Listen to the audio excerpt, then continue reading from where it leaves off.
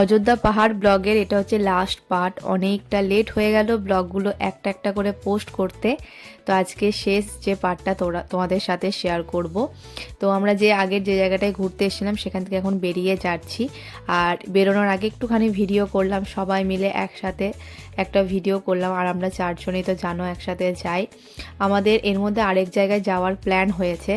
তো এইবার রাখিদি রাহুলদাও যাবে আর কি। রাহুলদা রাখিদিটি প্ল্যানটা ছিল, সামনেই যাব, খুব একটা বেশি দূর যাব না। গেছি 2-3 বার, তো আবারও যাব সেই জায়গাটা, কারণ সেই জায়গাটায় বারবার যেতে ভালো লাগে। তো সেটার ব্লগ আসবে, এখন আর কিছু বলবো না। তো সুস্মিতা সমীরনের আর কি এইবারটা ঠিক নেই, নাও হয়তো হতে পারে। তো চলো তখন যখন যাব তখন তোমাদের সাথে শেয়ার করব। আর নেক্সট যে জায়গাটায় যাচ্ছি সেটা হচ্ছে সুইসাইড পয়েন্ট। অসম্ভব সুন্দর ভিউ ছিল। আর আমাদের কি বলতো, মানে আমার মেনলি না রাস্তায় যেতে যেতে ভিউটা আমার বেশি ভালো লাগছিল।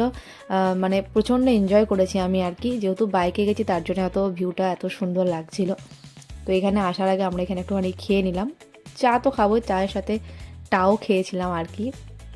আর দেখো এখানে আমরা অনেকটা টাইম আর কি কাটিয়েছিলাম। আর এখান থেকে আমরা আর কি, এটাই আমাদের লাস্ট ছিল, মানে অযোধ্যা পাহাড়ের লাস্ট আর কি ডেস্টিনেশন বলতে পারো। এরপরে আমরা বাড়ির পথে রওনা হয়েছিলাম।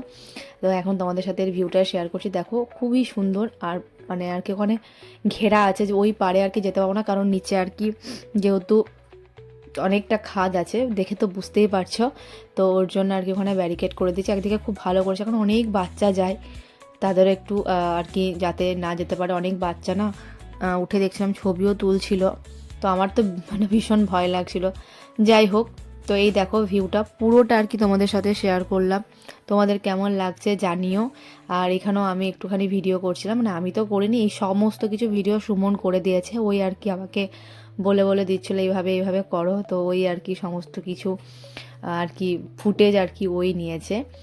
আর এখন আমরা এবারে বেরিয়ে পড়েছি বাড়ি যাওয়ার জন্য। আর সেভাবে কিছু ব্লগ শেয়ার করিনি, আর কিছু সেভাবে দেখানোর ছিল না। আর যেতে যেতে অনেকটা দেরি হয়ে গেছিলো। আমরা সেই একদম বাঁকুড়া ঢোকার পর আর কি ডিনার করেছি। আর আজকে যে ডিনারটা করেছিলাম রুটি তরকা, ওটা খুব তৃপ্তিভাবে খেয়েছিলাম। তো চলো নেক্সট ব্লগে আবার দেখা।